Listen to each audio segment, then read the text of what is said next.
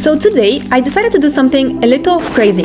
Travel from the very south to the very north of Lebanon, all in less than one day. The plan is to start at the Lebanon-Palestine border, then make my way up the country towards the Lebanon-Syrian border. Along the way, I'll be discovering traditional villages, taking in breathtaking views, and of course, stopping for some delicious Lebanese food. And since I don't live in the south, we'll need to start somewhere. So let's begin this journey at 6 a.m. from Beirut.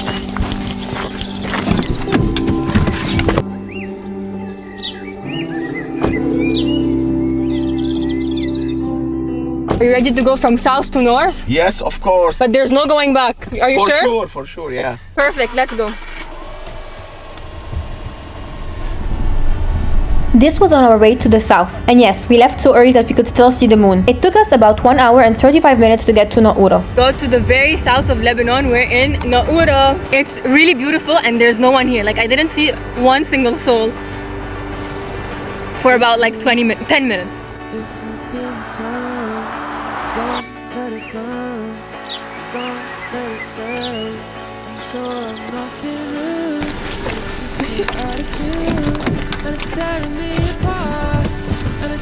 عمو شو بدك انا هون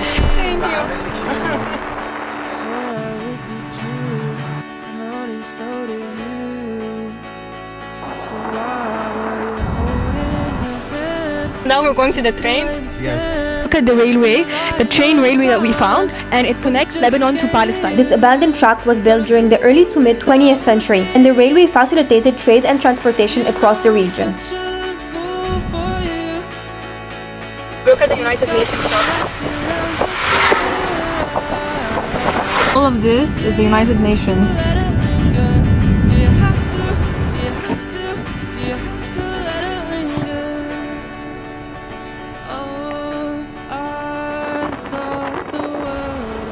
Now we're heading to Tyre. It's about a 30-minute drive away. Tyre, also known as Sur, is a beautiful harbor city that has been famous for its trade and seafaring since ancient Phoenician times. It's Lebanon's fourth largest coastal city. Tyre became one of the most powerful Phoenician city-states, known for its skilled sailors, thriving trade routes, and the production of the famous purple dye, once considered more valuable than gold. Today, Tyre's ancient ruins still stand as a reminder of its glorious past, and its remarkable history has earned it a place on the UNESCO World Heritage List. I'm currently in Tyre and we're having a traditional Lebanese breakfast.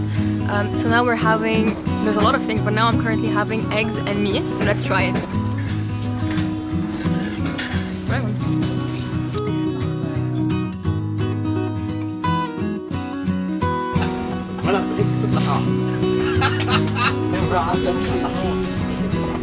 This is something you'll find almost everywhere here, shisha. And the owner of the restaurant was nice enough to let me film how they make their bread, which honestly smells amazing, and tastes amazing too.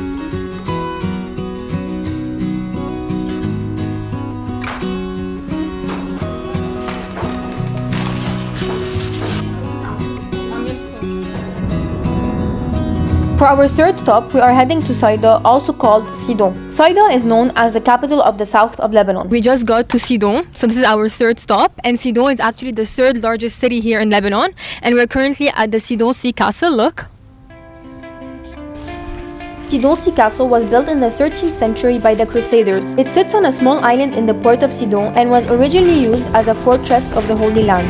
Okay guys, we're on the top. The island is connected to the mainland by a narrow 80-meter stone causeway, making it one of the most iconic historical landmarks in the city. Now that we're done exploring Sidon, it's time to start heading north. To get there, we'll need to pass through Beirut again before continuing our journey up the coast. We're back in Beirut. It's 11:38 a.m. So this is our midpoint, and we've already crossed 264 kilometers. And the length of Lebanon in general is 217 kilometers. So technically, we've already done the whole length. But since we came from Beirut, we have to do it times 2. So we're currently now on our way to go to the north, and our next stop is going to be in Byblos in Jbeil. We are in the port of Jbeil. This is one of the places where they found the Phoenician alphabet.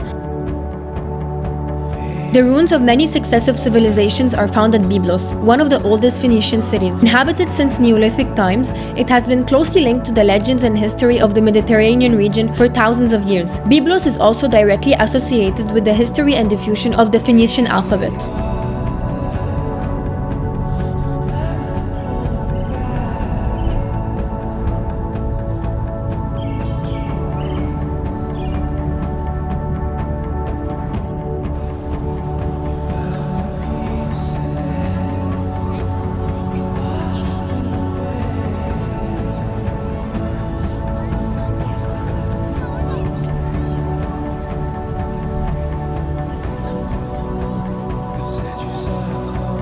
We just left Byblos, and now we're heading towards Hamat. On the way, we came across the Msailha Fort, a medieval fortification located north of Batroun. It was built by Emir Fakhreddin II in the 17th century to guard the route from Tripoli to Beirut.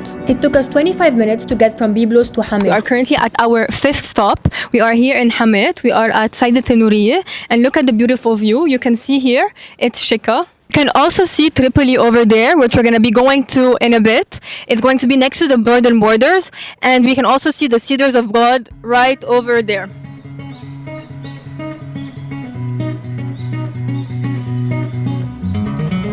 My cold-hearted child, tell me how you feel. Just a blade in the grass, I spoke onto the wheel. Oh my cold-hearted child. FYI, this is the Wajh al-Hajar Air Base. You can see the runway in this video, and it is a military airfield built in the 1970s, and it's currently used exclusively by the Lebanese Air Force, though originally planned as Jbeil's International Airport, never served civilian flights. And by now, I think you know the drill. It's time to keep heading north, all the way to Tripoli.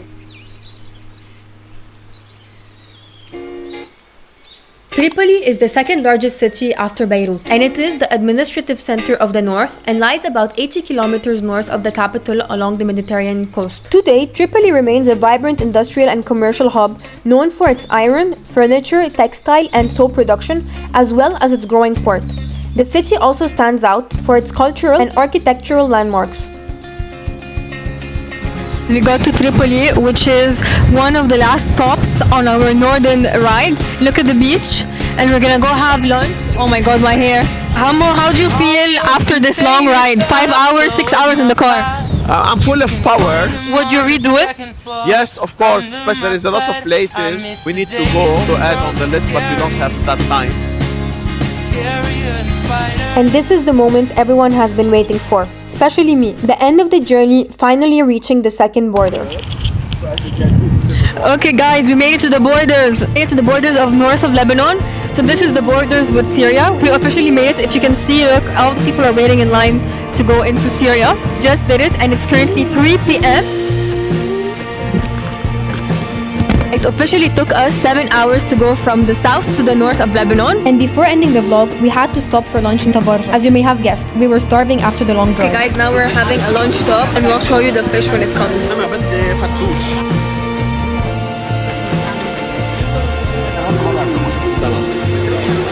So I think we're done here. I think we showed you a lot around today. So if you like this video, please like and subscribe, and I'll see you next week. But before ending, a special thanks to my dad, to my uncle, and to Joe for coming along. Bye everyone!